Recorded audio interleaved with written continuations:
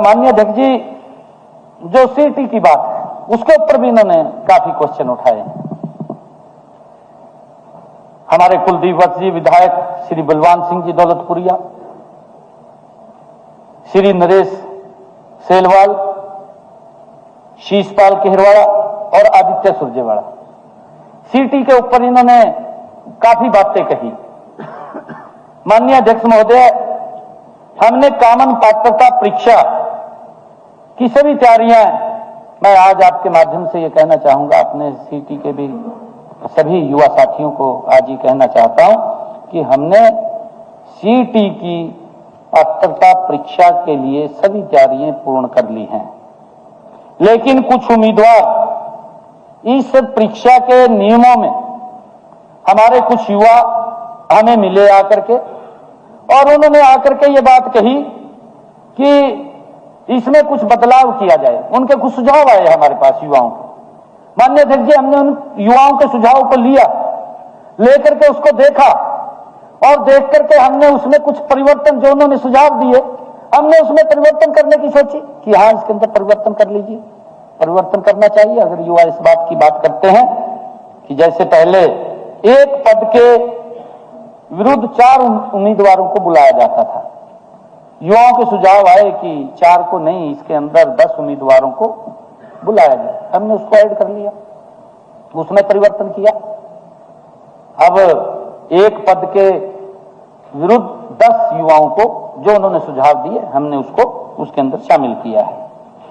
आदरणीय अध्यक्ष जी, हमने नए नियमों व मानदंडों के अनुरूप इस परीक्षा की तैयारियां जोर शोर से की जा रही हैं, और मैं आपको बताना चाहता हूं कि हम सीटी का पेपर मई माह में आयोजित कर लिया जाएगा। हम उसकी तैयारी में मजबूती से लगे हुए हैं।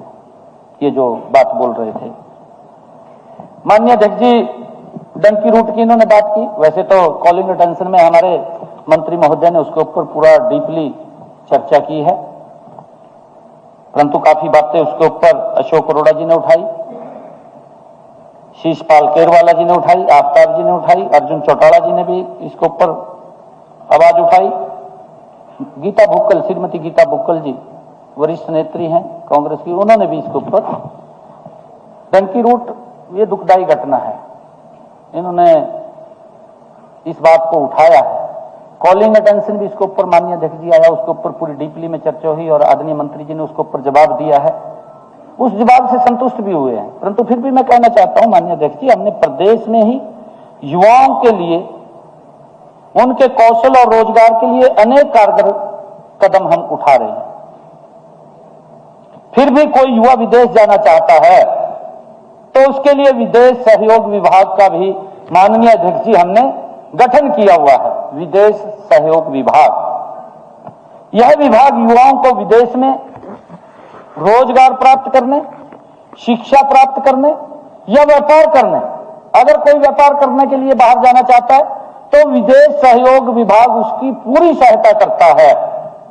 इसकी वेबसाइट पर युवाओं में, आदरणीय अध्यक्ष जी, विदेश में रोजगार, शिक्षा, व्यापार और निवेश से संबंधित जानकारी भी उपलब्ध रहती है। इसके अलावा वेबसाइट पर माननीय अध्यक्ष जी, विदेश भेजने के लिए अधिकृत एजेंटों की सूची भी, कौन कौन एजेंट हैं जो बाहर भेजते हैं, वो भी सूची उपलब्ध है, वो भी उसके ऊपर माननीय अध्यक्ष जी देख सकते हैं।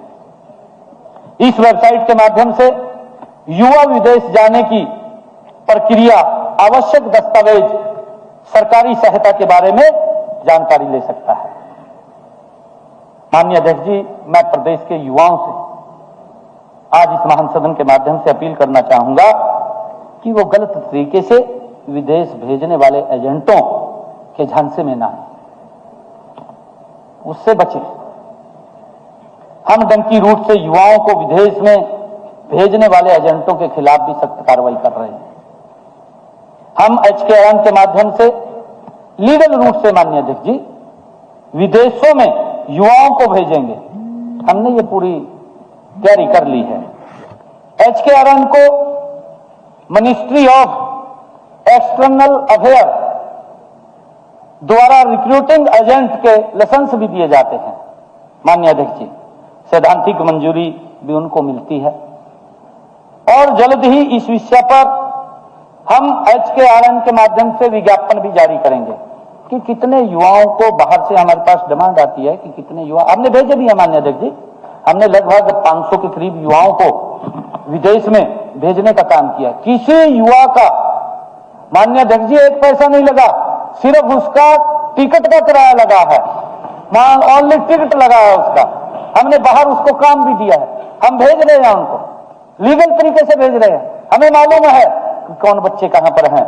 और मैं तो आदरणीय प्रधानमंत्री जी का दिल से धन्यवाद भी करता हूं कि आदरणीय प्रधानमंत्री जी चाहे वो कोरोना के समय के अंदर या कोई आपदा, चाहे यूक्रेन और रसिया का युद्ध हुआ हो उस समय के अंदर या अफगानिस्तान के अंदर, माननीय अध्यक्ष जी वहां पर इस प्रकार की स्थिति पैदा हुई, सबसे पहली ये सरकार आदरणीय नरेंद्र मोदी जी के नेतृत्व में है जो भारतीयों को बाहर से सुरक्षित लाने की चिंता करती है और उनको लाने का काम करती है।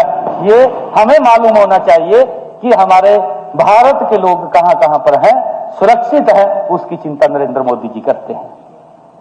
माननीय अध्यक्ष जी, विदेश भेजने के नाम पर धोखाधड़ी पर अंकुश लगाने के लिए और ट्रैवल एजेंट को रेगुलेट करने के लिए हम अभी इसी सदन के अंदर माननीय अध्यक्ष जी उठ करके चले गए हैं जो ये बात कर रहे थे। मैं तो इनको ये कहने वाला था कि आप भी इसके अंदर सहयोग करें।